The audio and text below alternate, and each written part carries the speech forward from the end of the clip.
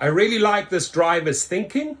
He says this is the best self-defense for a rideshare driver.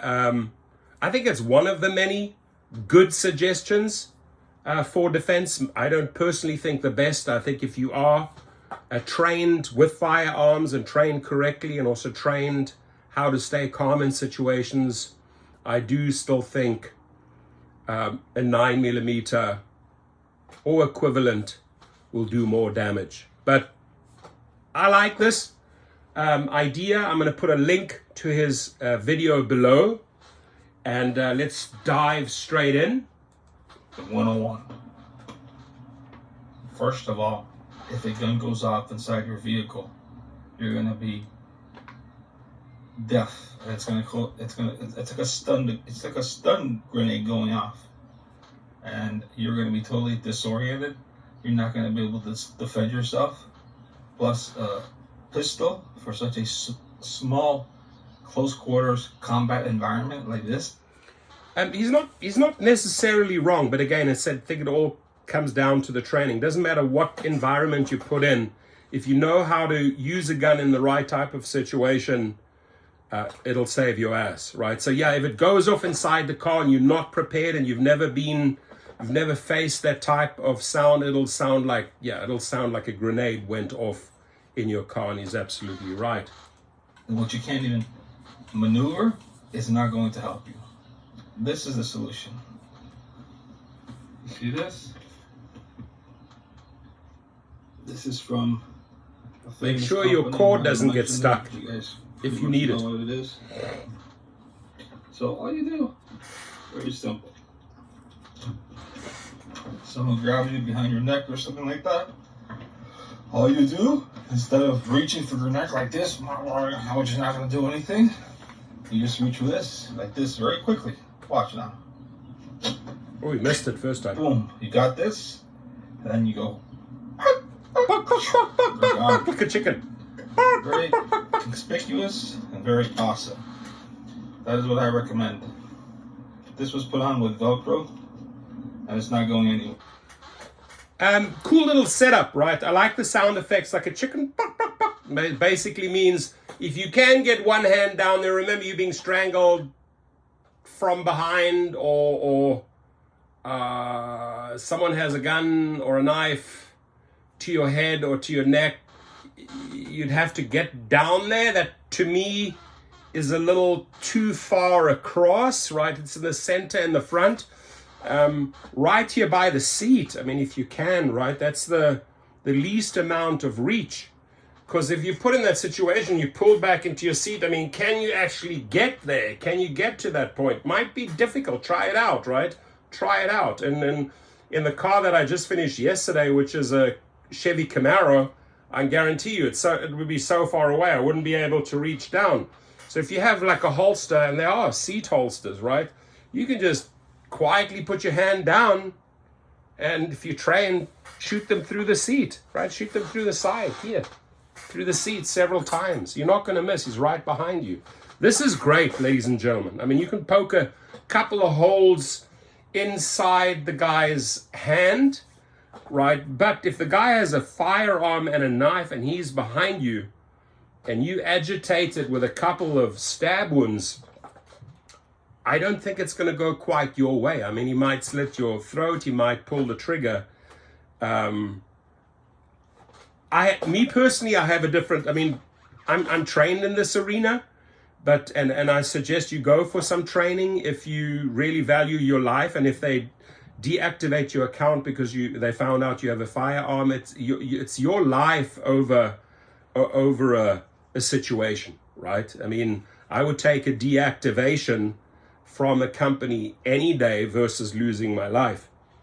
But if you are in those close quarters, I mean, practice, right? Just run practice case scenarios. It was not too long ago that I had 3 private clients, 3 women in the car, and I had to quietly reach down because I realized I was getting into a road rage situation where the guy was aggro, right? And when they have dark tinted windows, you just don't know who's behind there, right? And you don't know what they're holding.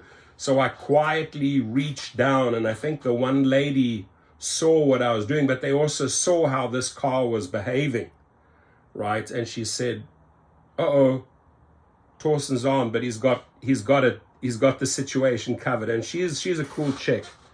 But I could quietly sort of let go and didn't have to go that route because I gave the person the way, right? I didn't mean to cut him off, or maybe you thought I was cutting him off.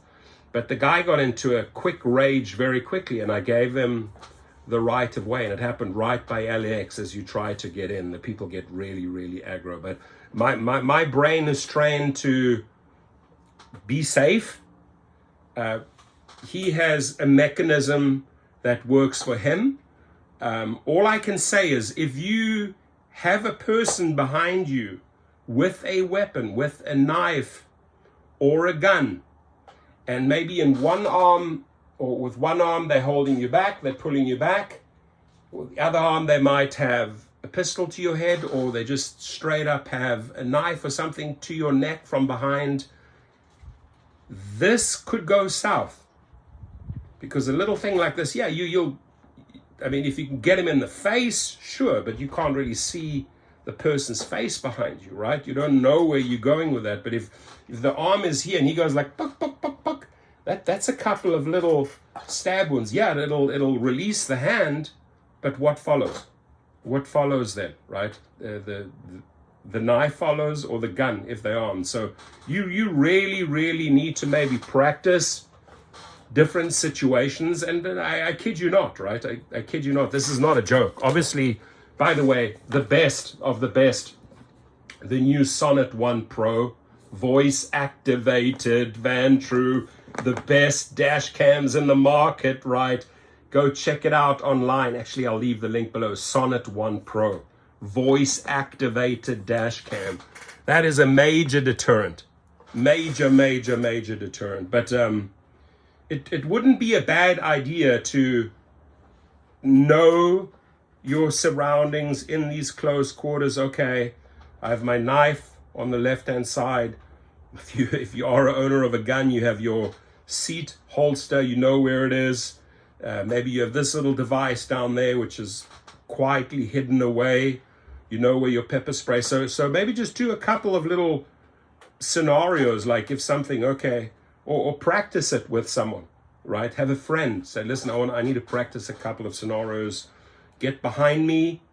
Obviously, you're not going to use your real gun in this type of scenario, but let him hold you in a strangle position. Can you get down there? Can you get over there?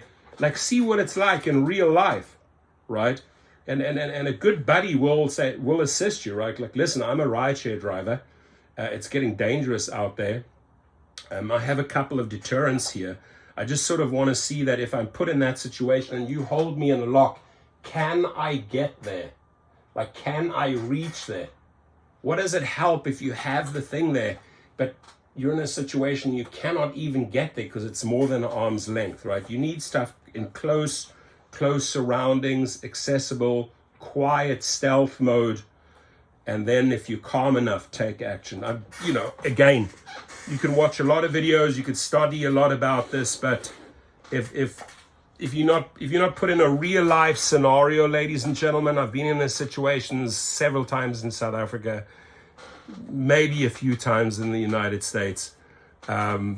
If things go south, you got to be trained and you got to be prepared and you got to be calm. That's the main thing. You got to stay calm. But thank you for sharing. Thank you for sharing, right? Because obviously safety means a lot to you, and you've tested your system, and you're sharing this good advice. I like it. I like it a lot. I like your thinking. Comments, please.